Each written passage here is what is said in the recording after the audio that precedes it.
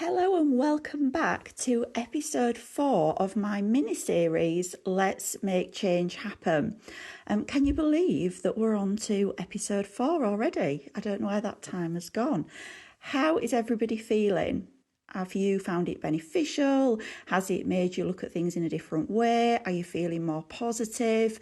Are you feeling a little bit overwhelmed? I hope by now that you can really start to see or get an idea of the work that goes into building up a business and all of the different aspects that you need to consider, which may seem really minor at the beginning, but they can have such a massive impact on the future of your business. And also, I hope that everybody is starting to see that change is possible, and with a little bit of help and a little bit of guidance, you can make it happen. Hello and welcome back to episode 4 of my mini.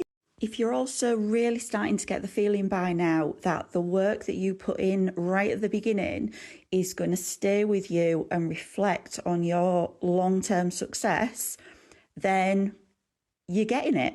And my work here is done, because that is the exact message that I really want to get across to each and every single individual who sets out on the path to make that change and create a long-term business for themselves and invest in their future.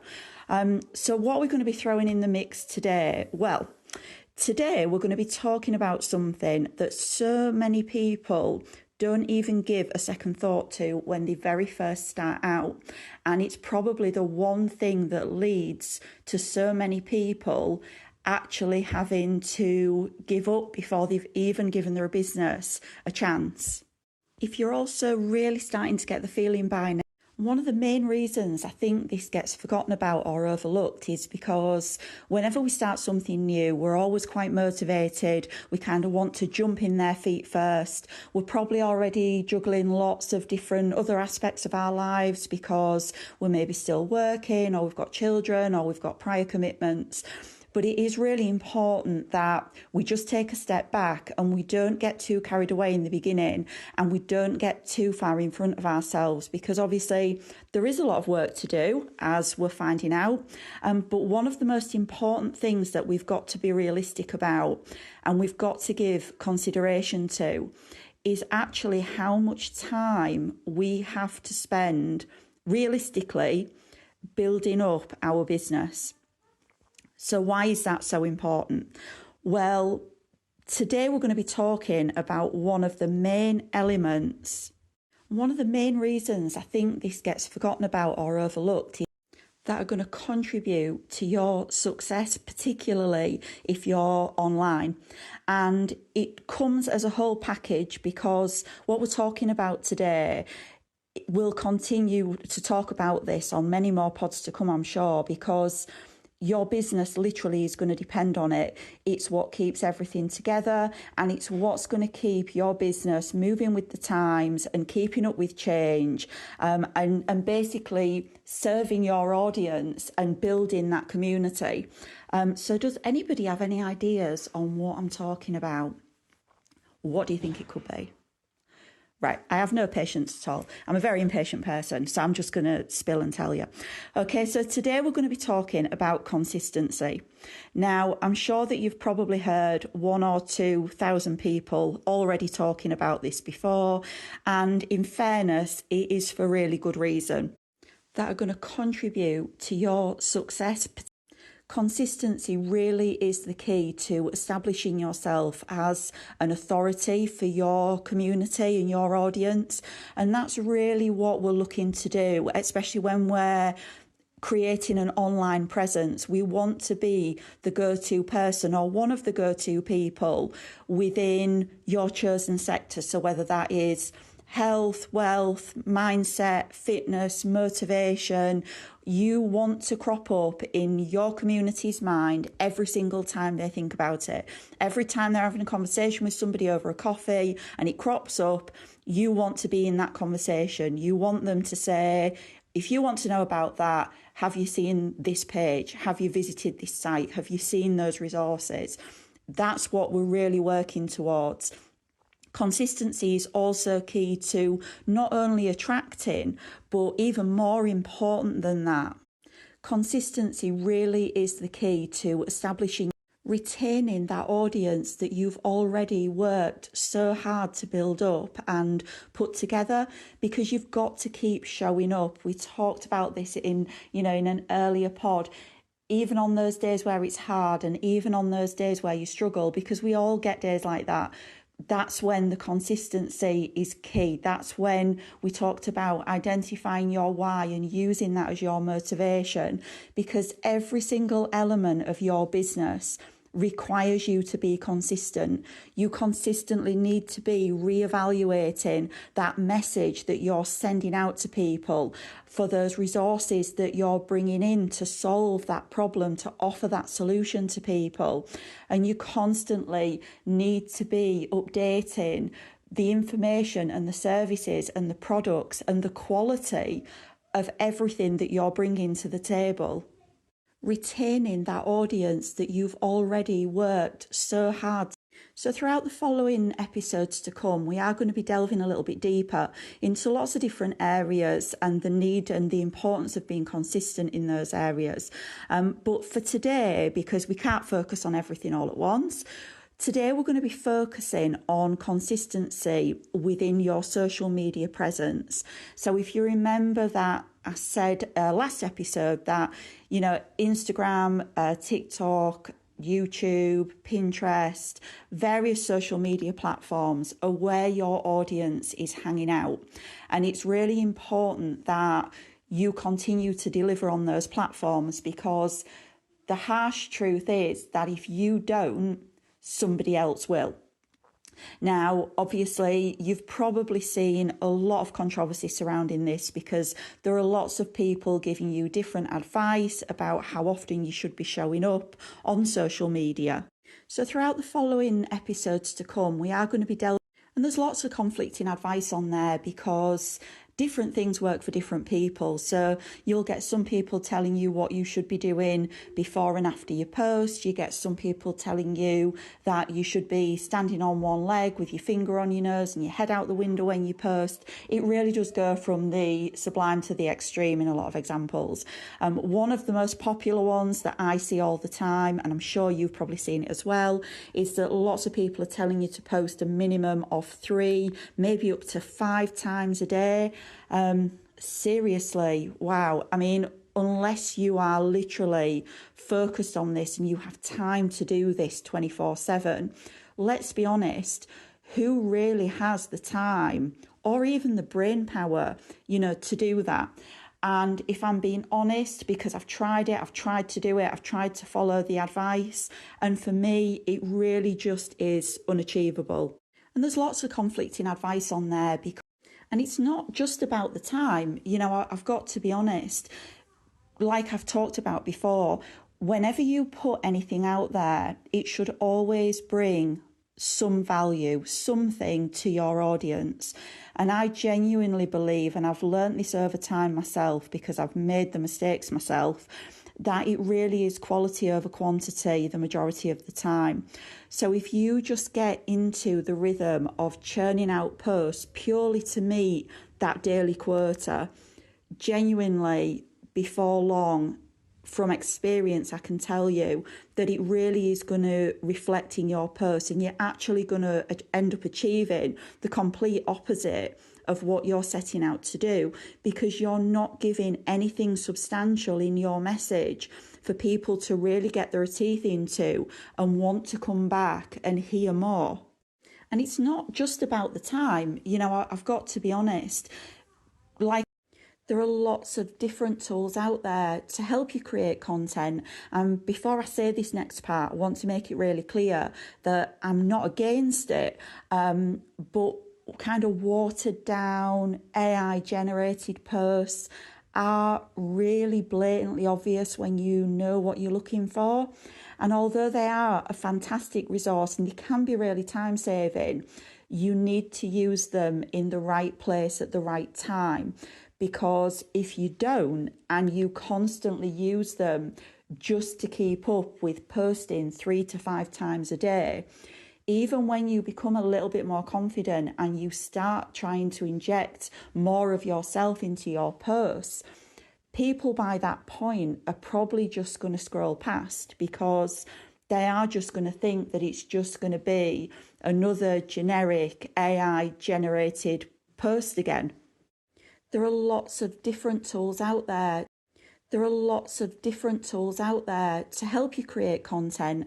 And before I say this next part, I want to make it really clear that I'm not against it, but kind of watered down AI generated posts are really blatantly obvious when you know what you're looking for. And although they are a fantastic resource and they can be really time saving, you need to use them in the right place at the right time. Because if you don't, and you constantly use them just to keep up with posting 3 to 5 times a day, even when you become a little bit more confident and you start trying to inject more of yourself into your posts, people by that point are probably just going to scroll past, because they are just going to think that it's just going to be another generic AI generated post again. There are lots of different tools out there. So being realistic in how often you can post and how much time you can dedicate to this can come down to how you want to get your message across to people online, because this can have a really big impact on your ability to be able to post frequently. And this comes down to whether you want to do a face forward account or a faceless account, or maybe a mix of both. I've tried all different options. I really enjoy creating face forward content. Unfortunate for you, because you've got to look at my 40-something face, which is not always aesthetically pleasing on some days. But because of our lifestyle, I can't commit to just frequently posting those face forward reels. So for me, kind of combining it with a little bit of faceless as well allows me to be able to batch create content and also create content on the move, which allows me so being realistic to stay consistent. Now, there's an argument that says that face forward accounts are much quicker to create content, because obviously all you need is your face and you can kind of just turn on your camera and you can film wherever you are. And other than your hook, you don't really need to obviously put any thought into captions and things, because you're actually saying it on screen. But that's not always right for some people. Some people don't feel confident, especially in the beginning. Obviously, when you go faceless, you need to think about the fact that it is a bit more time consuming, because you need to find the right video or image. You're looking at the right hook. You need, your call to action a lot of the time on screen. You've got your caption writing in there. You've got your audio that you want to be matching to the kind of vibe of your reel. And a lot of people also do invest in content banks to make sure that their content is continued to stay consistent and keep making sure that their content is really fresh and up to date. So as you already know, I hate the whole niche down thing and the round peg for a round hole thing. And you can change, just because you start off with a face forward or a faceless account or a mix of the two. Over time, you can change that. But initially at the beginning, you do need to put some thought into where you may possibly go in the future, because what type of account you choose can really impact on things like the name that you choose, your logo, your branding. For example, I'm happy to have my face on my profile picture and my name is included in my bio. But obviously, if you're a little bit camera shy, or for some people, they don't want friends and family to know what they're doing with their new venture just yet. So obviously, you really need to put some thought into which avenue you're initially going to go down and where you may go in the future. Consistent and keep making sure that to make sure that your branding can be adapted, because obviously once people get to know you and they get to know your logo and they get to know your name, the last thing you really want to be doing, unless you want to overhaul and start a completely new account out of choice, is that you want to be able to adapt that branding to evolve with you and just stay with you in the future. So all that said, what have I got in store for today's challenge for you? So today's challenge is this. I want you to start putting a little bit of thought into how your new business is going to fit in with your existing lifestyle. So really start thinking about what type of message you want to get across to your audience and how best to get that information over to them, because the service or the resources that you're providing can have a really big impact on this, to make sure that your branding can be adapted. Because obviously, for example, if you're looking at starting maybe a quote page or a motivational page, selling digital products, I've seen people do a range of these on a faceless account and they do really, really well. On the other side of the coin, if you're maybe looking at mentorship and coaching, and those kind of face forward services generally require you to kind of show up now and again. Now, that's not to say that you can't be successful completely faceless with this, but you would have to put a little bit more thought into how you were going to inject your personality into that. We also need to be thinking about how much time realistically you can dedicate every day, or maybe how much time you can set aside in any given week to dedicate purely to content creation, because I do find that batching content removes a lot of the overwhelm and it works really well. For example, if you're looking at So thinking about all those things combined will probably help you come to a decision as to which type of account is going to be best for you. There is no right or wrong. It's literally just whatever works for you. So thank you for listening. Before I do leave you, I do just want to leave you with this one final thought, because obviously we've been talking about consistency today. And I do want you to remember that for any business to succeed, it has to be viable. In order to be consistent, it has to be viable, especially in the beginning, because that's when a lot of the foundation work is taking place. And we talked about having that solid foundation to build upon.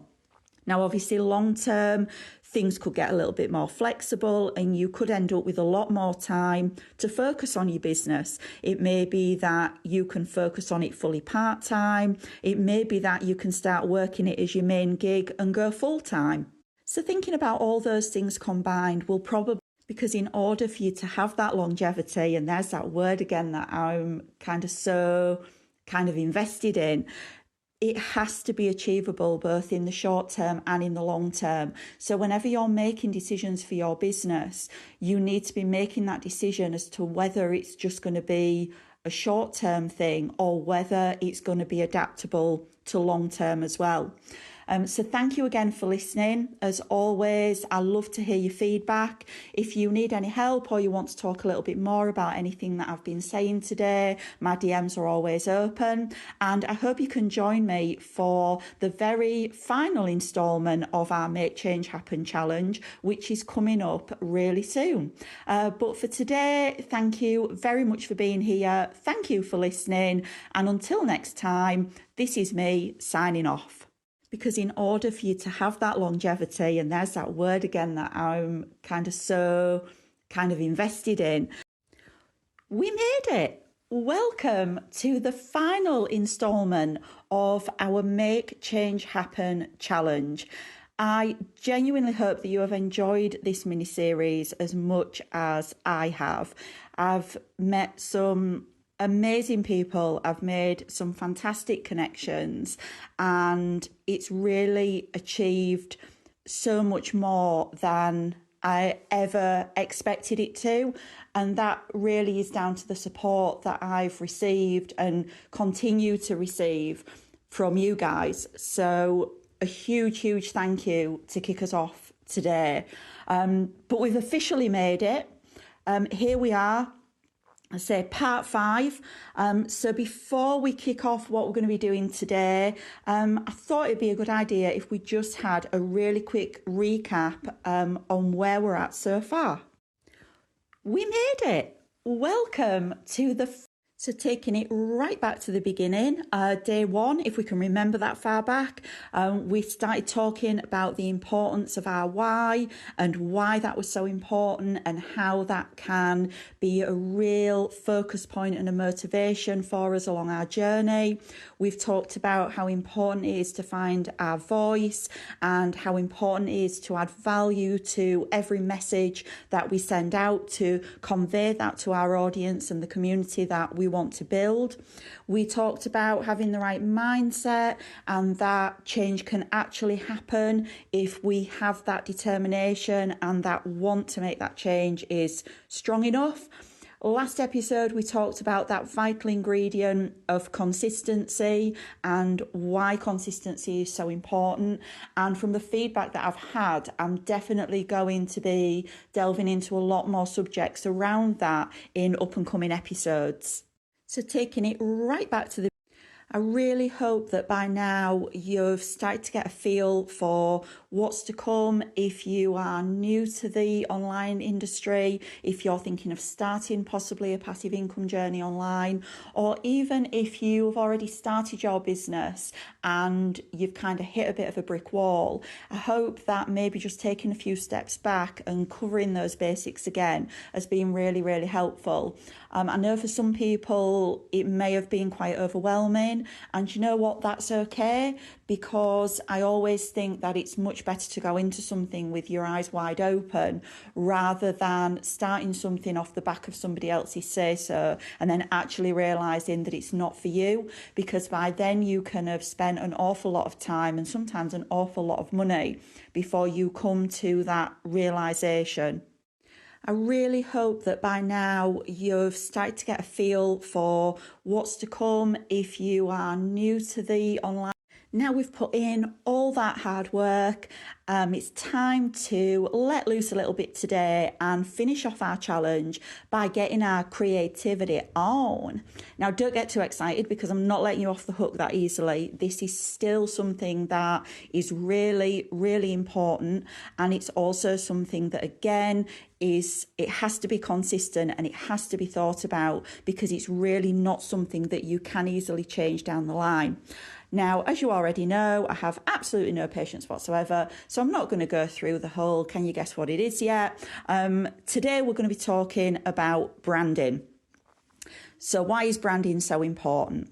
Well, when we begin any kind of business, especially a business online, it can be really easy to get caught up initially in different tactics and different strategies and things like that. And although they are really important,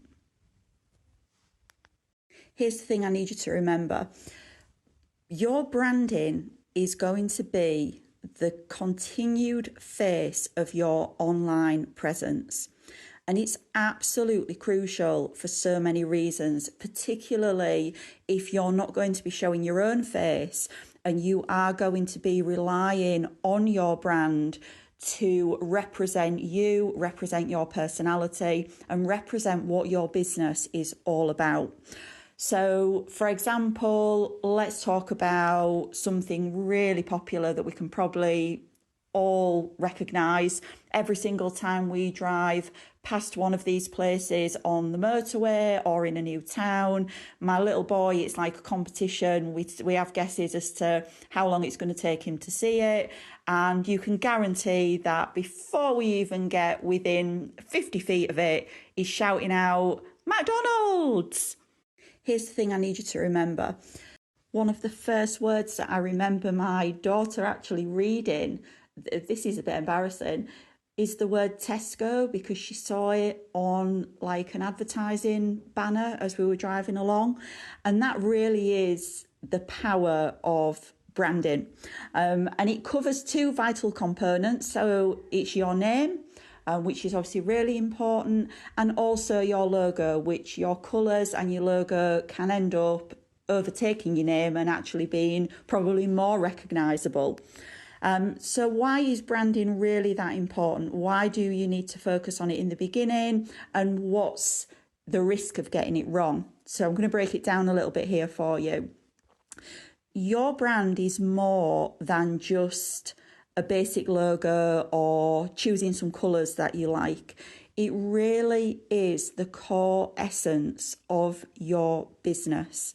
One of the first words that I remember my daughter, a really strong brand identity is going to really help you stand out and make you much more memorable to your audience, because by having consistent branding across all of your social media channels, your websites, even on your products, this is going to build trust, continuality and credibility with your audience, and this makes people much more likely to engage with your content, return to your store and continue to invest in your products and services, because they know that you're reputable, they know that they like what they see, and they can really quickly identify you in a huge sea of a whole lot of other people, because obviously online you've got a huge net and you only have a small amount of time to reel in those people to connect with you.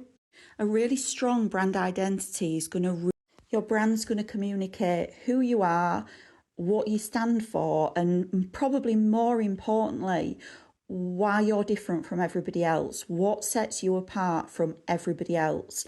Because by defining your uniqueness, and we talked about this before, this superpower that we all have that is just completely underrated and completely underused, because there is nobody else that can compete with that. And that's what gives your audience a reason to choose you over other people. And again, remember that we talked again about making that connection and resonating with your audience.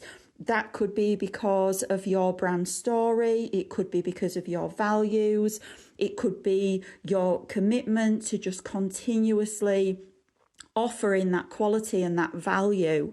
Your brand's going to communicate who you are, what you stand for, and probably more important, your branding is literally the lid on the top of the jar that keeps your entire business locked in. It keeps everything together, and it's one of the components that is going to get you set apart from everybody else, and you're going to be at the top of your game. Because when your audience start to feel aligned with you, your values and your identity, they're much more likely to not only stay with you themselves, but also recommend your products or your services or your resources to other people. Now, this is a win-win for you, because this is going to expand your reach, it's going to grow your business organically, and there is literally no better advertising than word of mouth, which is why I always encourage people to get your reviews on there. You've got to blow your own trumpet, you've got to sing your own praises. Your branding is literally we touched really briefly in the beginning about the risk of getting your branding wrong.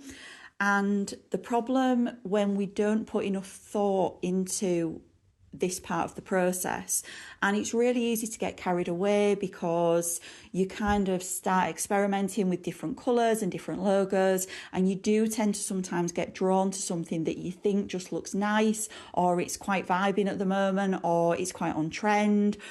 But further down the line, it might not be, and it's really difficult to rebrand in a way that you're still going to retain all of your original audience without them losing any faith in you. Because you know yourself that if you were to buy from a business and then all of a sudden overnight they change their name, they change their branding, they change their colours, sometimes it can send up red flags. We touched really briefly in the beginning about the risk of getting. Now, as you've probably already realised by now, because I think we know each other well enough a little bit by now, I'm not a huge fan of the whole round peg for the round hole. And I do always think that there is wiggle room, and I always think that there's room to evolve, and nothing is ever set in stone. So there are ways around it. I know that people have started up new accounts, they've started up new pages because they've actually purposely wanted to make that break from their original brand and start something new. Because again, when you evolve and you move with the times and you move with your audience and your community, sometimes there is a need for your business to do that. So obviously nothing is set in stone, but if you can get something that will grow with you and will grow with your business and does have that, my magic word, longevity in it, it could save you. Now, as you've probably already realised by now, because a lot of hassle further down the line. So I said that you weren't getting off lightly today, and I have got a challenge for you today. It's going to be our final one for this mini-series. And you've probably already guessed by now that I want you to come up with a brand name and your brand logo. So there's a few various ways you can do this. Maybe you've got something in mind. You could use one of the online name generating tools to give you some ideas. But I would definitely say that when you are deciding upon a name, factor in how you want to appear online. So obviously, if you're going to go for a faceless vibe and you know that that's going to be something that you're going to continue for a while, you could always include something like that in your name, because then obviously you're going to attract other people who maybe want to go down the faceless route themselves. A lot of hassle further down the line.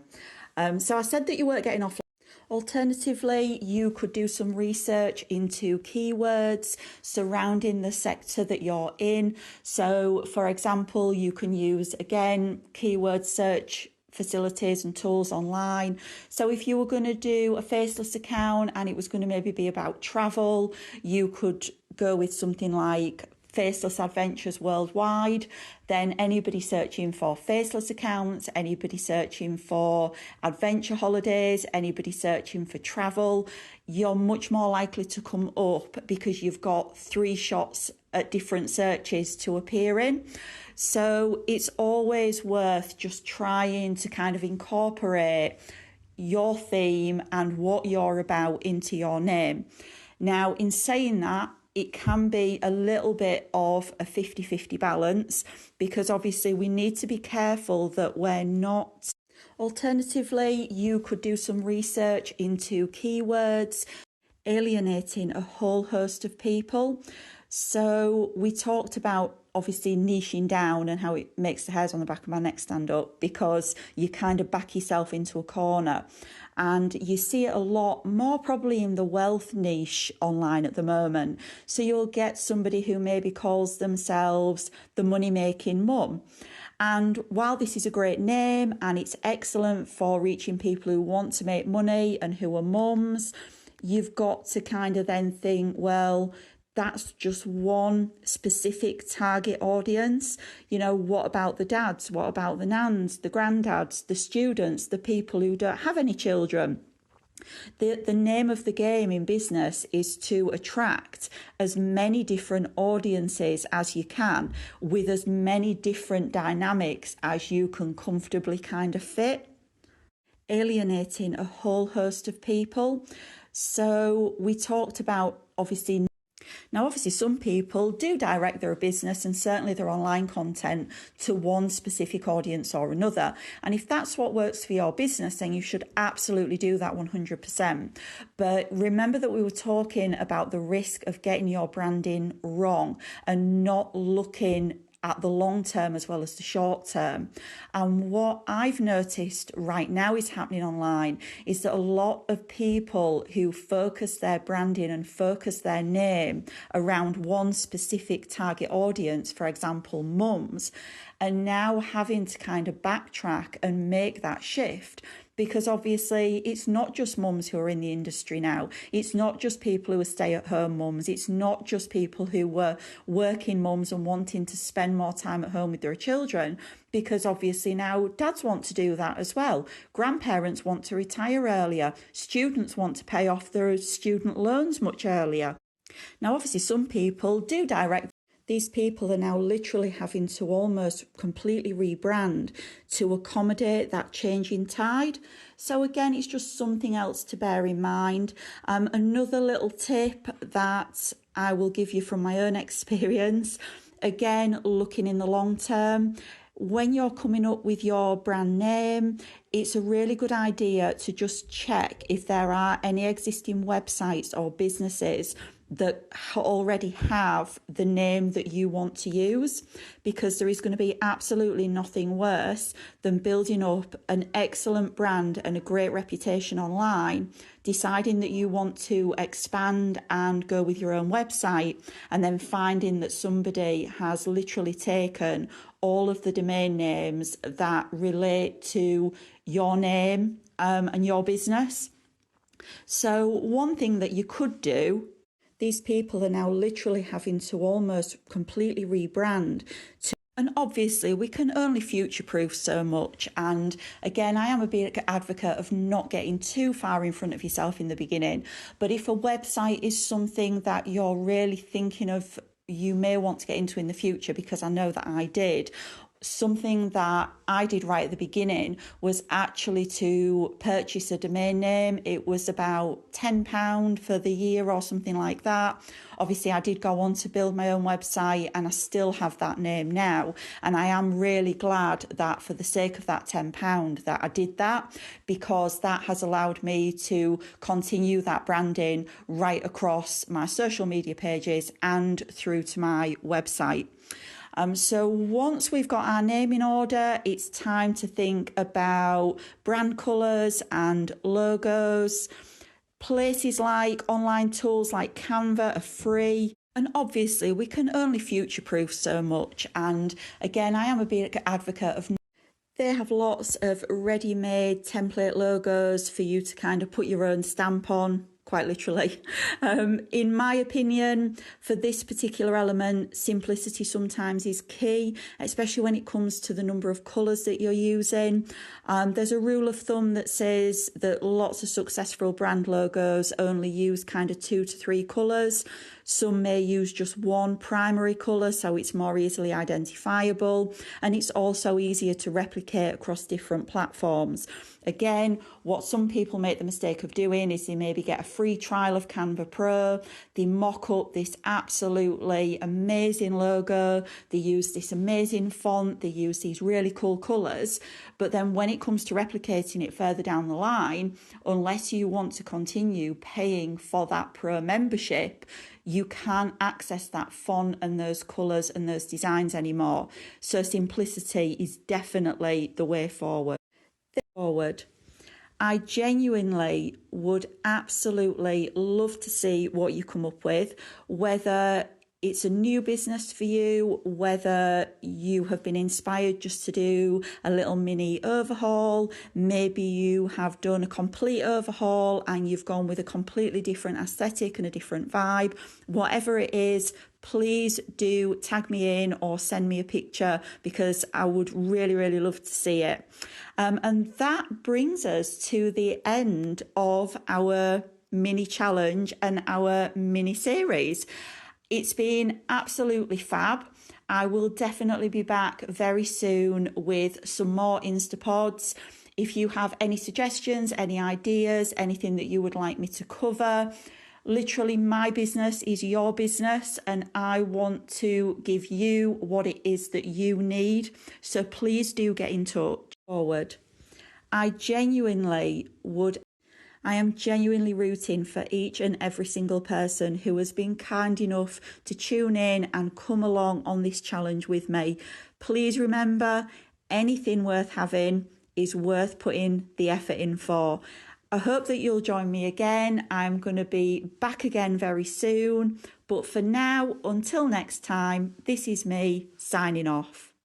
I am genuinely rooting for each and every single person who has been kind enough to tune in and come along on this challenge with me. Please remember, anything worth having is worth putting the effort in for. I hope that you'll join me again. I'm going to be back again very soon. But for now, until next time, this is me signing off. I am genuinely rooting for each and every single person who has been kind enough to tune in and come along on this challenge with me. Please remember, anything worth having is worth putting the